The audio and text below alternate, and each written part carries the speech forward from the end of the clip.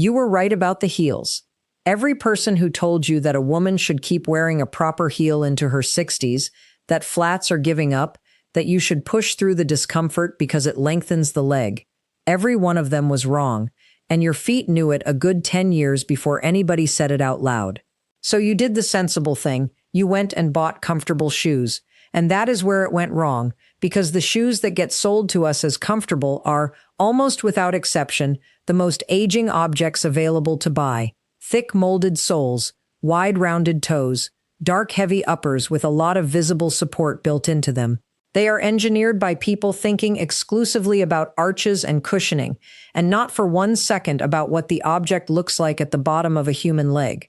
So a great many women went from shoes that hurt to shoes that age them, and quite reasonably concluded that those were the only two options. They are not. And the reason they are not comes down to one thing, which I am going to explain properly, because once you have it, you will be able to look at any shoe in any shop and know within a second whether it will work. Here it is. A shoe is read as weight, not as a color, not as a style, not as a brand, as mass, sitting at the bottom of your body, and the eye compares that mass to the ankle and the leg immediately above it. When the shoe is visually heavier than the leg above it, the whole body reads as bottom heavy, and bottom heavy reads as shorter, older, and more planted. When the shoe is lighter than or equal to the leg, the body reads as balanced, and the leg carries on all the way to the ground. That is the entire principle.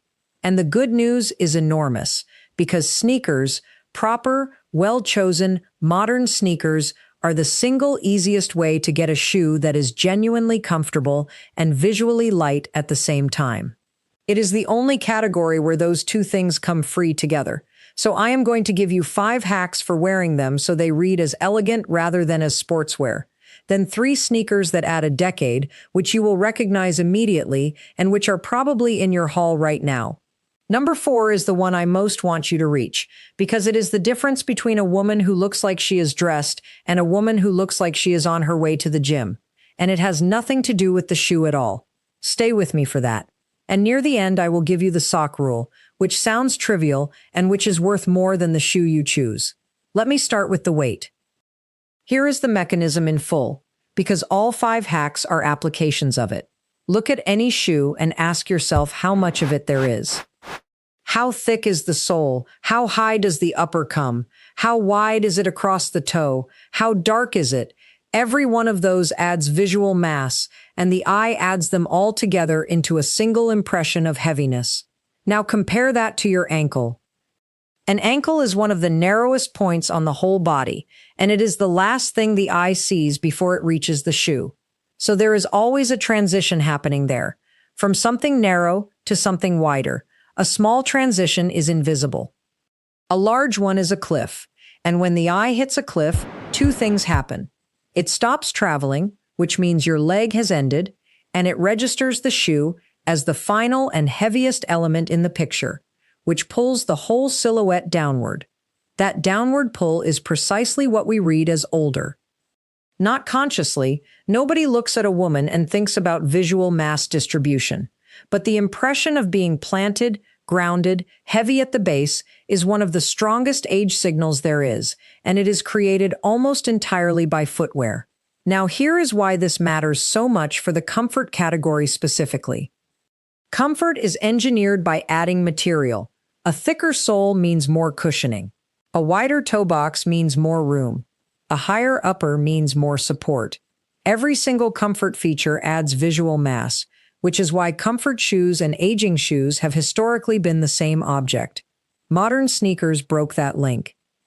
Cushioning technology has improved to the point where you can now get genuine all-day comfort in a shoe with a slim profile, which was simply not available 20 years ago. That is the opportunity, and most women over 60 do not know it exists because they looked at sneakers once, saw the enormous chunky ones, and concluded the whole category was not for them. 5 hacks.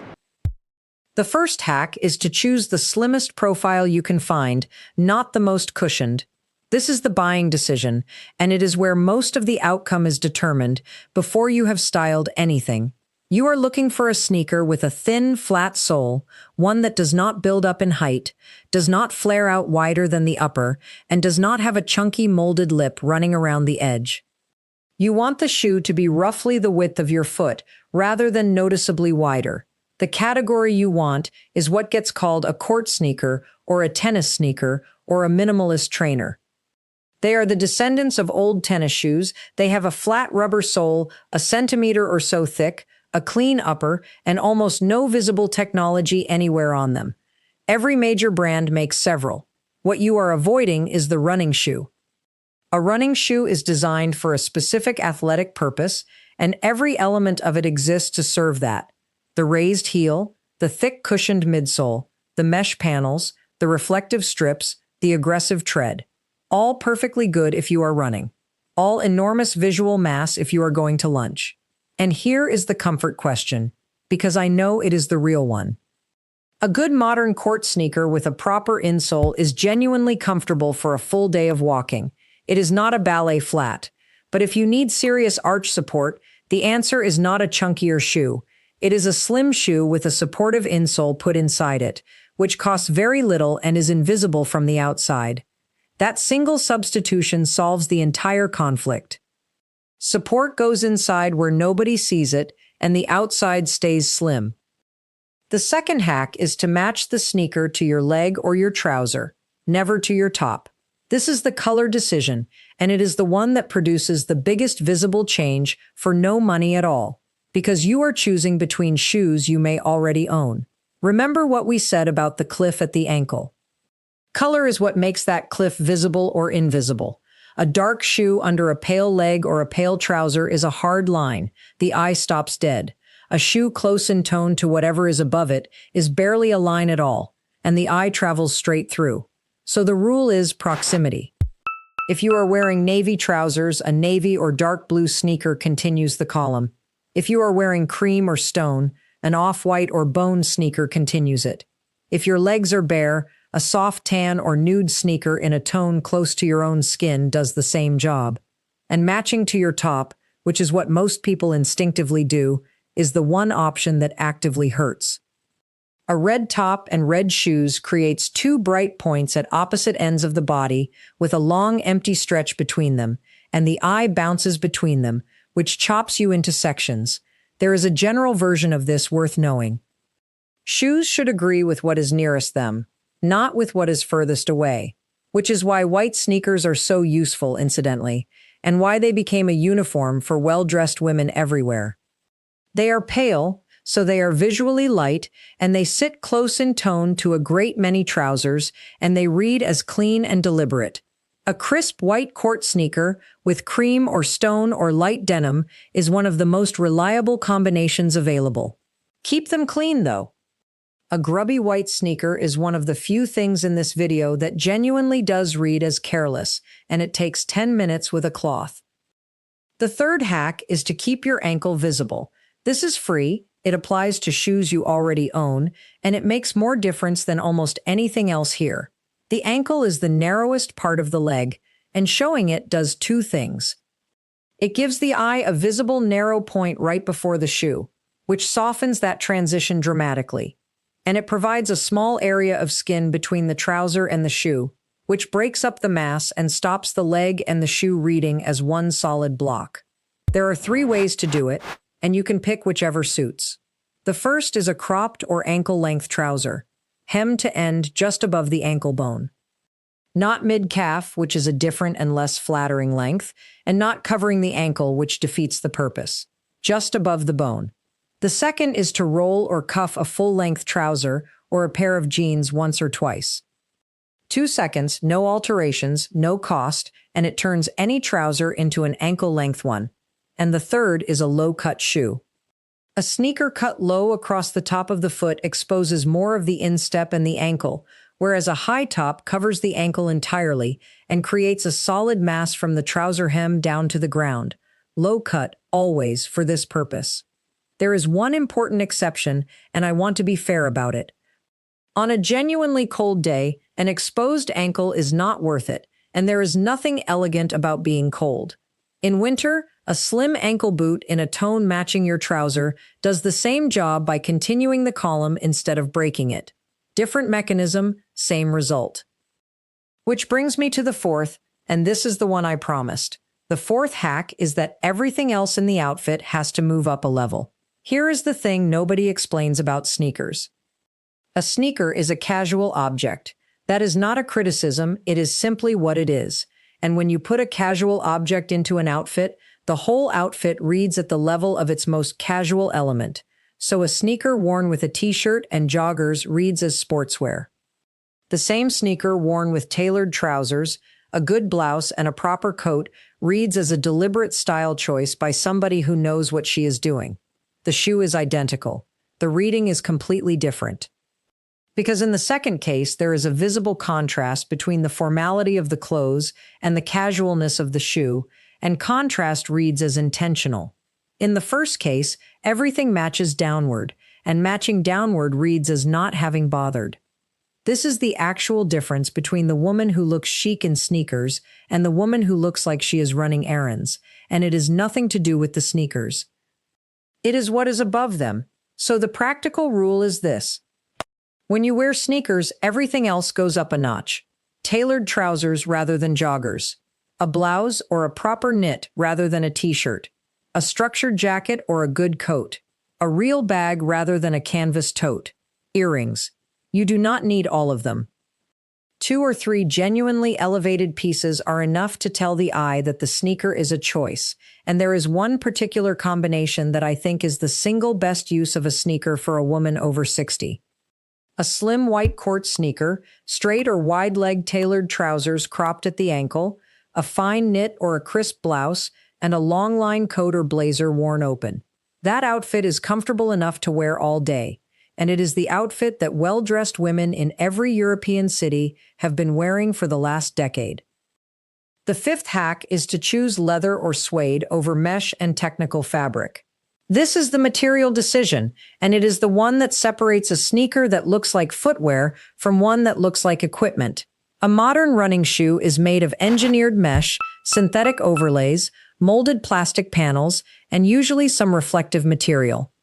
All of that has a purpose: breathability, weight, visibility, and all of it reads as technical. Technical reads as sporting equipment, and sporting equipment worn as clothing reads as either athletic or, on a woman over 60, as orthopedic. Leather and suede read completely differently. They are the materials that shoes have always been made of. They have a matte or softly lustrous surface rather than a synthetic sheen.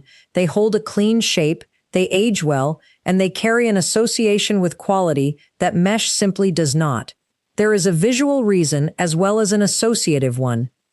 A leather sneaker is a single smooth surface in a single color, which reads as one simple shape and therefore as visually light.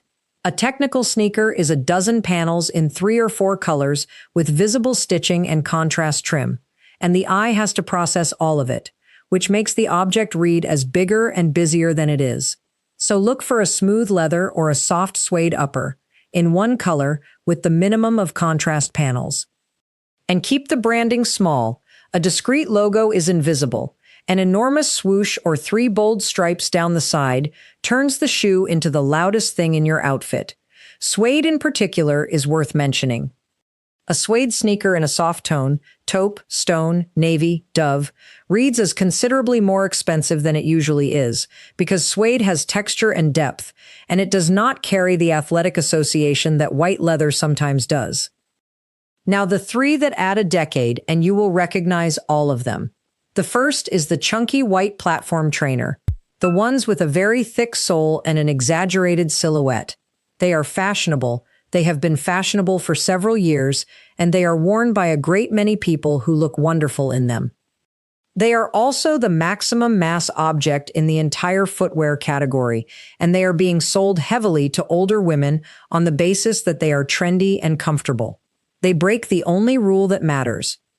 The shoe is dramatically heavier than the ankle above it, so the cliff at the ankle is as steep as it can possibly get, and the whole body reads as anchored to the ground. There is a second problem, which is subtler, and which I think is worth saying. A very fashionable item worn by somebody outside its intended demographic reads as an attempt, and an attempt is always more visible than the item. A slim white court sneaker is not fashionable and not unfashionable. It has simply been correct for 40 years, which is why it works.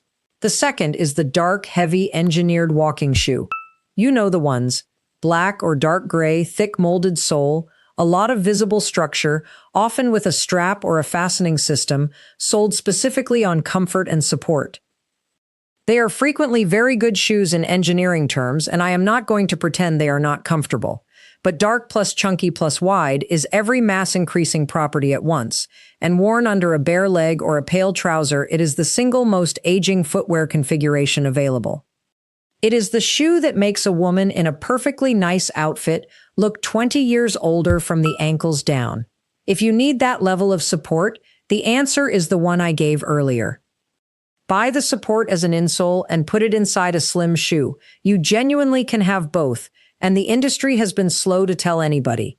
And the third is the running shoe, worn as an everyday shoe. Bright colors, mesh panels, a raised heel, contrast trim, visible technology. Worn to the shops, worn to lunch, worn to see friends. These are excellent objects for running, and they do not work as clothing. Too many colors, too many panels, too much visual noise, and an unmistakable message that you are dressed for exercise you are not doing. If you walk seriously and you want a proper walking shoe, have one, and keep it for walking. The mistake is letting the walking shoe become the everyday shoe by default, which happens gradually and which almost nobody decides to do on purpose. Now the sock rule, because I promised it and because it is worth more than it sounds, the sock is a color decision at the ankle, which is exactly the place we have spent this entire video protecting. So there are only two correct options. The first is a no-show sock, one cut low enough that it disappears inside the shoe entirely. So what the eye sees is bare ankle, and the transition is as soft as it gets. The second is a sock in a tone that matches the trouser above it, so the leg line continues unbroken from trouser to sock to shoe. Navy trousers, navy socks. Cream trousers, cream socks.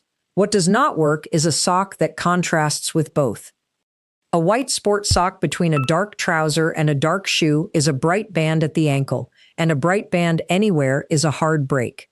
It divides the leg from the shoe, it draws attention to the join, and it is the fastest way to make an otherwise good outfit read as careless. And the visible white toweling sport sock in particular is one of the strongest aging signals in the whole outfit, because it is instantly recognizable as functional rather than considered. Nobody has ever chosen one for how it looks. Get the no-show socks. They cost almost nothing. Buy the ones with a silicone grip at the heel so they stay put, and they will do more for how your outfit reads than a considerably more expensive shoe. Before I bring it together, I want to say something about the heel question, because I opened with it, and I owe you a proper answer. There is a belief, and it is very persistent, that a heel lengthens the leg, and that giving up heels means giving up a certain kind of elegance. The lengthening part is true, mechanically. A heel does add height and does angle the foot in a way that extends the line of the leg. That is real, but look at what it costs, at our age, in practice.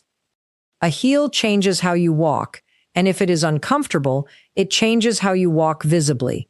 A shortened stride, a careful placement of the feet, a hand reaching for a banister, a search for somewhere to sit. And a cautious walk is one of the most reliable age signals there is, far more powerful than the 2 inches the heel added. So the trade is a small optical gain in the leg against a large behavioral loss in how you move. And the behavioral one wins easily, because it is visible for the entire evening rather than in a single static glance. The woman who walks into a room easily, at a normal pace, without thinking about her feet, reads as younger than the woman who has 2 extra inches and is managing them. Every time, and it is not close. That is why the sneaker question is worth this much attention. It is not a compromise you are settling for. Done properly, it is the better option on both counts. So let me pull it all together. A shoe is read as visual mass sitting at the bottom of your body, and the eye compares it to the ankle above it. Heavier than the leg reads as bottom heavy, planted, and older. Lighter than or equal to, the leg reads as balanced, and the leg carries on to the ground.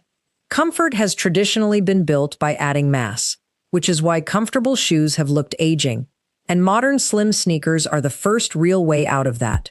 The 5 hacks. Choose the slimmest profile you can find, a court or tennis style, flat thin sole, no flare, and put a supportive insole inside if you need one. Match the shoe to your leg or your trouser, never to your top, because shoes should agree with what is nearest them. Keep the ankle visible with a cropped hem, a cuff, or a low-cut shoe, and in winter, a slim boot matching the trouser instead. Move everything else in the outfit up a level, because a sneaker with tailoring reads as a choice, and a sneaker with joggers reads as sportswear. And choose leather or suede in one color over mesh and technical panels. The 3 to avoid. The chunky platform trainer, which is maximum mass and reads as an attempt. The dark, heavy engineered walking shoe, which is every mass-increasing property at once. And the running shoe, worn as an everyday shoe, which is too loud, too technical, and dressed for exercise that is not happening. And the socks, no show, or match to the trouser. Never a contrasting band at the ankle, and never the white toweling sport sock.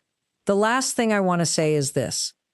Of everything I have talked about, footwear is the area where women our age have been given the worst advice by the widest margin, and it has come from both directions at once. One side told us to keep wearing heels and called comfort a surrender. The other side sold us the heaviest, dullest, most orthopedic-looking objects in the shop and called them sensible.